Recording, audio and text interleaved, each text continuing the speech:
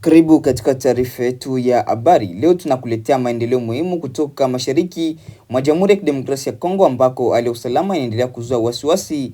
Katika habari kuu, kiongozi wa AFC M23 Corneille Nangaa atangaza kuwa utawala uliowekwa katika maeneo yanayodhibitiwa na kundi hilo ni wa kudumu, huku akieleza nia ya kuliteka jiji la Beni. Pia tutaangazia taarifa za kuwasili kwa wanaume wenye silaha wanaojitambulisha kama wazalendo katika mtaa wa Ngadi mjini Beni, wakati eneo hilo likiendelea kukabiliwa na vitisho vya mashambulizi ya waasi wa ADF. Na katika jimbo la Kivu Kusini tutakuletea habari kutoka Biriko ambako wakazi wamekimbia makazi yao kufuatia mapigano kati ya makundi hasimu ya wazalendo, hali inayosababisha taharuki na kusimamisha shughuli za kawaida za kiuchumi.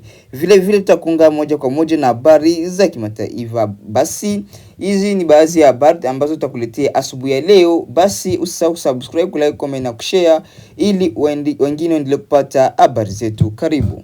Hali ya taharuki inaendelea kuripotiwa katika eneo la Biriko katika wilaya Walikale baada ya mapigano kuzuka kati ya makundi yanayojitambulisha kama wazalendo.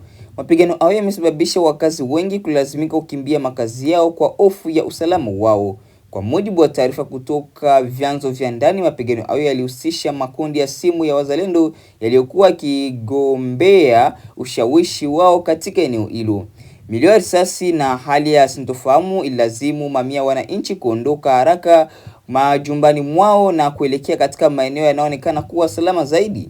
Mashuhuda wa tukio hilo wanasema kuwa shughuli za kawaida zimesimama katika sehemu kubwa ya Biriko. Biashara nyingi zimeathirika, baadhi ya shule zimeathirika na baadhi ya huduma muhimu hazifanyi kazi kama kawaida kutokana na hofu iliyotanda miongoni mwa wananchi.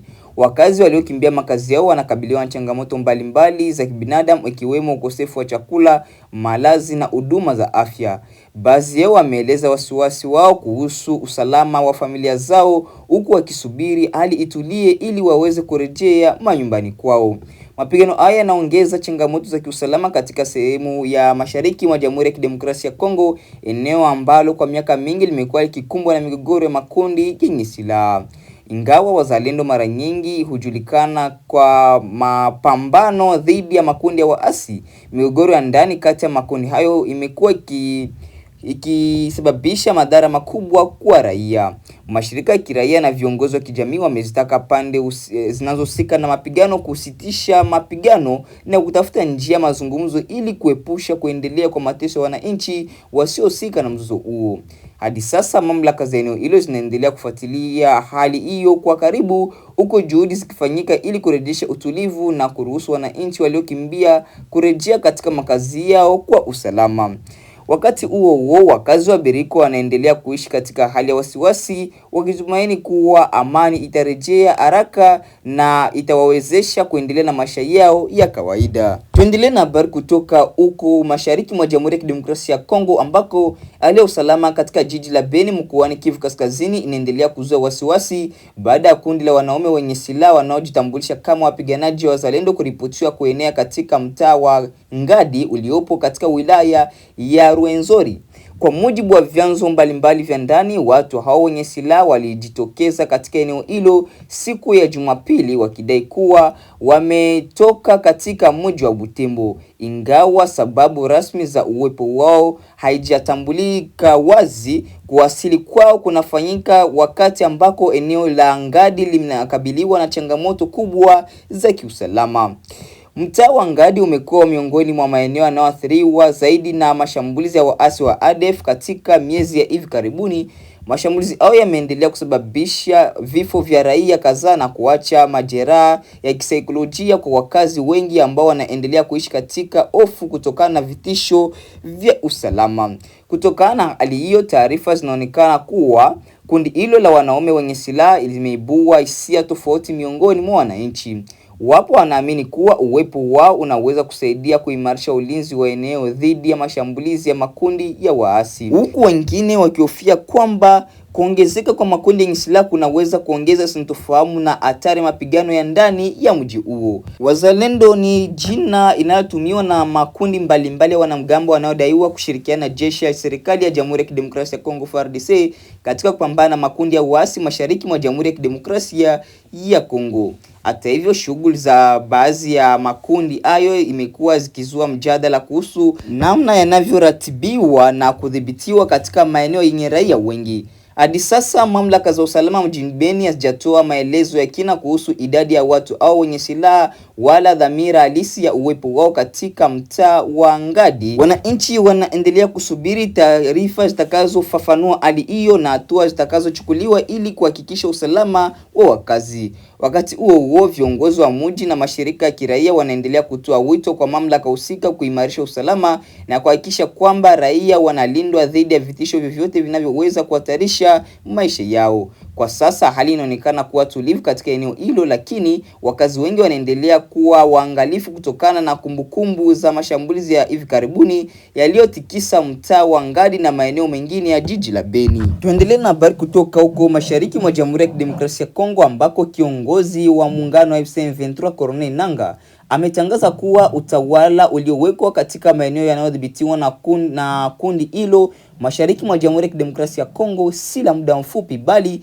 ni wa kudumu. Akizungumza kuhusu hilo, malengo ya harakati zao, Corneille Nangaa amesema kwamba viongozi waliowekwa katika maeneo yaliyo chini ya ushawishi wa M23 hawataondolewa kama sehemu ya mpito wa kisiasa, kwani kundi hilo limeendelea kujiona kama mamlaka halali katika maeneo hayo. Mbali na hali hiyo, kiongozi huyo wa M23 ametangaza nia ya kupanua utawala wa M23 katika maeneo mengine ya Kivu Kaskazini. Amesema kuwa kundi lake lina mpango wa kuelekea na kuliteka jiji la Beni ambalo kwa sasa linatumika kama makao makuu ya muda ya serikali ya mkoa wa Kivu Kaskazini. Kauli hiyo imezua wasiwasi mpya kuhusu mustakabali wa usalama katika eneo hilo, wakati juhudi za kusaka suluhisho la kisiasa na kidiplomasia kwa mgogoro unaoendelea mashariki mwa Jamhuri ya Kidemokrasia ya Kongo zikiendelea kufanyika kupitia upatanishi wa kikanda na kimataifa. Nangaa pia alieleza kuwa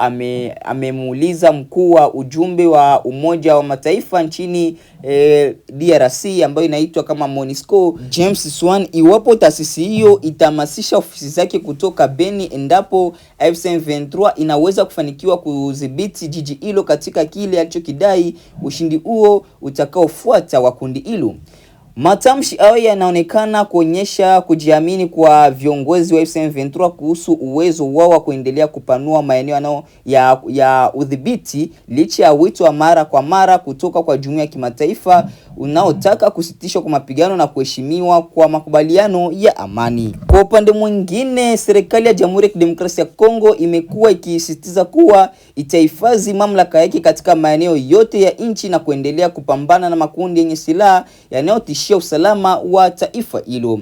Wachambuzi wa masuala ya usalama wanaonya kuwa kauli kama hizo zinaweza kuongeza mvutano katika eneo la mashariki mwa Jamhuri ya Kidemokrasia ya Kongo, hasa wakati ambako maelfu ya raia tayari wameathiriwa na vita, ukosefu wa usalama na migogoro ya kibinadamu. Hadi sasa hakuna tamko rasmi kutoka kwa MONUSCO kuhusu matamshi ya Corneille Nangaa yanayohusu uwezekano wa kutekwa kwa jiji la Beni na kuhamasishwa kwa ofisi za Umoja wa Mataifa. Baada ya kusikiliza taarifa zetu mbalimbali kutoka mashariki mwa Jamhuri ya Kidemokrasia ya Kongo, mpendo wa msikilizaji na mtazamaji, basi acha nikuunge moja kwa moja na habari za kimataifa. Karibu. Vyombo vya habari vya serikali ya Iran vimeripoti kuwa maelfu ya wakazi wa mji wa Siri kusini mwa nchi hiyo hawana huduma ya maji safi na salama baada ya matanki mawili ya kuhifadhia maji kuharibiwa kufuatia mashambulizi ya Marekani. Jeshi la Marekani limesema lililenga maeneo ya Iran kujibu tukio la kuangushwa kwa helikopta yake siku ya Jumatatu. Iran nayo ilijibu kwa kushambulia vituo vya kijeshi vya Marekani katika maeneo mbalimbali ya ukanda huo. Kufuatia mapigano yaliyotokea usiku kucha, msemaji wa Wizara ya Mambo ya Nje ya Iran, Ismail Baghei, amesema kuwa Marekani imeathiri uwezekano wa kufikiwa kwa makubaliano ya amani kutokana na kutoa ujumbe unaokinzana, kubadilisha matakwa yake mara kwa mara na kukiuka makubaliano ya usitishaji mapigano. Baghei amesema Iran inalazimika kutathmini upya hali ilivyo kwa sasa, akisisitiza kwamba mchakato wote wa kidiplomasia utahitaji utulivu ili uweze kufanikiwa. Polisi nchini Afrika Kusini wasiopungua 12 wameuawa katika shambulio la risasi lililotokea katika eneo la makazi yasiyo rasmi la Cleveland karibu na mji wa Johannesburg. Watu wengine 9 walijeruhiwa katika shambulio hilo lililotokea usiku wa Jumanne, huku polisi wakianzisha msako mkali wa kuwatafuta washukiwa. Omari Mkambara na maelezo. Kwa mujibu wa taarifa ya polisi, zaidi ya washukiwa 10 walishushwa kutoka kwenye gari jeupe aina ya Toyota Quantum karibu na kituo cha mafuta katika eneo la Cleveland. Washukiwa hao walidaiwa kuingia katika makazi hayo kupitia njia 2 tofauti na kuanza kufyatua risasi kwa wakazi na wanajamii katika maeneo mbalimbali kabla ya kutoroka kwa kutumia gari hilo hilo. Afrika Kusini ni moja ya mataifa yenye viwango vya juu zaidi ya mauaji duniani, ambapo wastani wa watu takriban 60 huuawa kila siku. Polisi wa eneo hilo walisema walipokea taarifa ya shambulio la risasi linaloendelea majira ya jioni kwa saa za huku, na huduma za dharura za matibabu zilitumwa kuwahudumia majeruhi. Umoja wa Mataifa umetoa wito kwa Marekani kufanya mabadiliko makubwa katika utekelezaji wa sheria za uhamiaji kuelekea mashindano ya kandanda ya Kombe la Dunia baada ya baadhi ya maafisa wa timu, mashabiki na mwamuzi mmoja wa ngazi ya juu kuzuiwa kushiriki katika mashindano hayo. Mkuu wa haki za binadamu Umoja wa Mataifa Volker Turk amesema kuwa matukio makubwa ya michezo yanapaswa kuwa nyakati za kuunganisha watu. Alisisitiza kuwa Marekani inapaswa kuruhusu timu kushindana na mashabiki kushiriki katika mazingira yenye heshima na utu. Serikali ya Rais Donald Trump imekosolewa vikali kutokana na sera zake za utoaji visa ambazo zimewazuia mashabiki wa soka kuingia kutoka nchi mbalimbali kusafiri na kwenda kushangilia timu zao katika mashindano hayo. Unaendelea kusikiliza taarifa ya habari kutoka idhaa ya Kiswahili ya BBC. Pakistan imesema imefanya mashambulizi ya anga dhidi ya maficho yanayoshukiwa kutumiwa na wanamgambo karibu na mpaka wa Afghanistan na kudai kuwa waasi kadhaa wameuawa.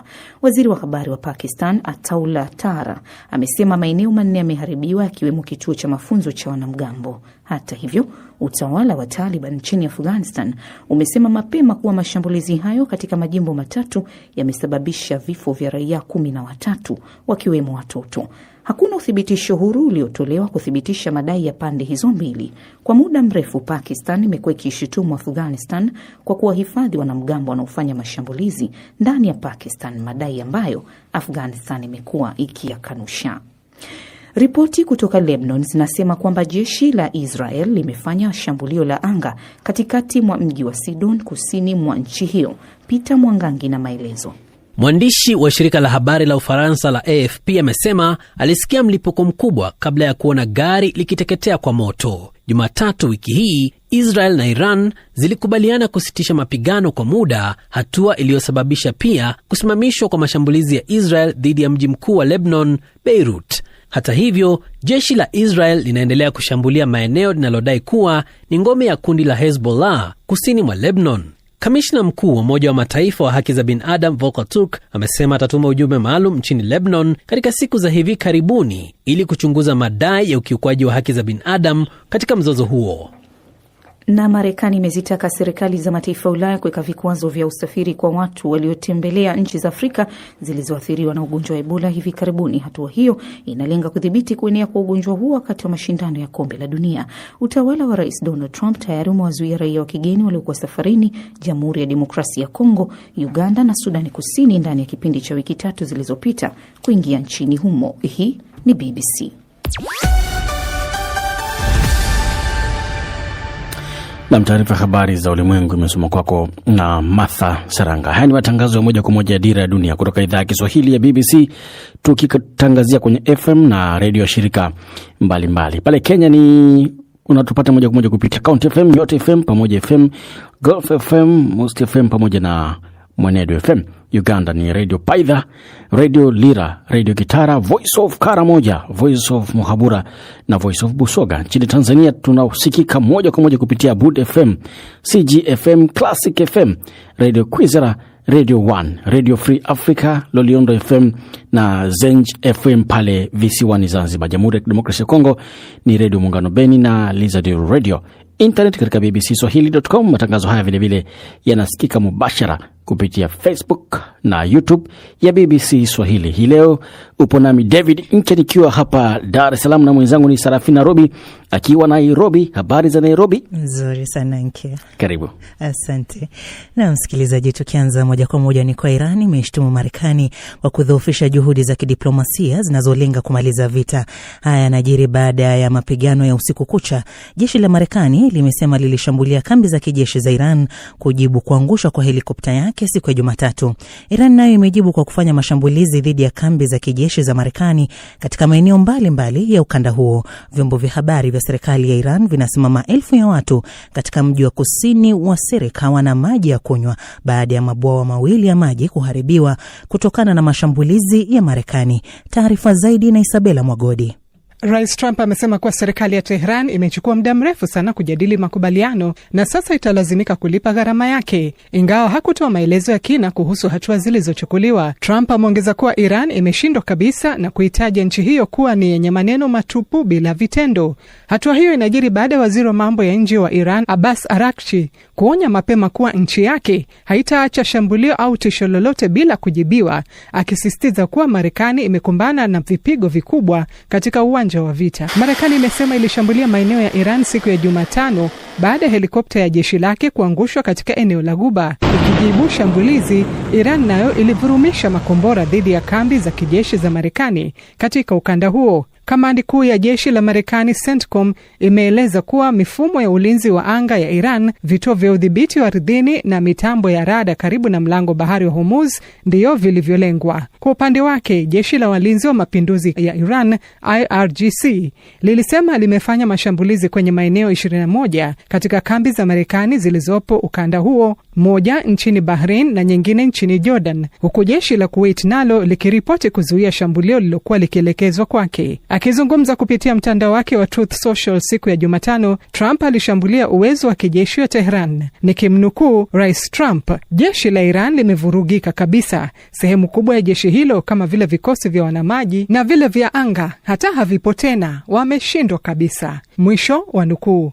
Trump aliongeza kuwa walichelewa kufikia makubaliano ambayo yangekuwa mazuri kwao na sasa ni zamu yao kulipa gharama.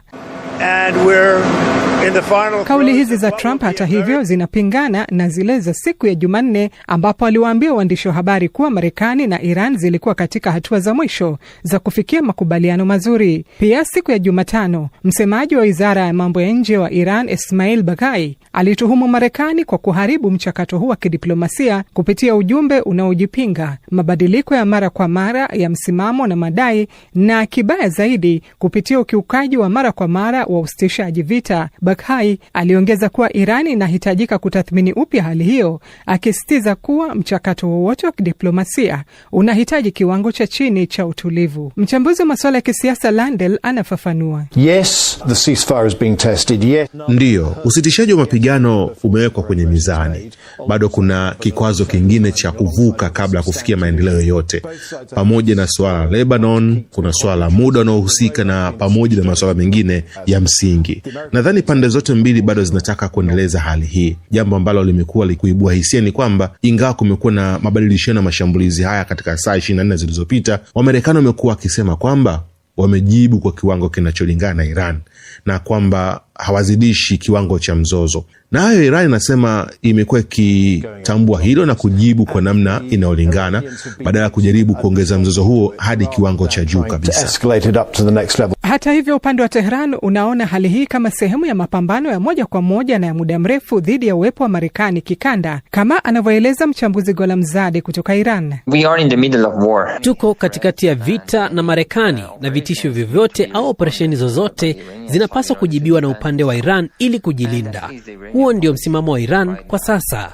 Hata kama hali hii itasababisha vita vya wazi na vya kiwango kikubwa, Iran bado itaingia uwanjani na kujitetea kwa kiwango cha juu kabisa kinachohitajika. Swali sahihi kwa kweli ni kwa nini wa Marekani bado wanaishambulia Iran, au ni kwa nini Waisraeli bado wanaishambulia Lebanon? Hali katika ukanda huu inazidi kuwa tete, huku macho ya jumuiya ya kimataifa yakielekezwa kuona kama diplomasia itapewa nafasi au milio hii ya silaha itachukua mkondo mpya. Isabela Mwagodi, Dira ya Dunia, BBC.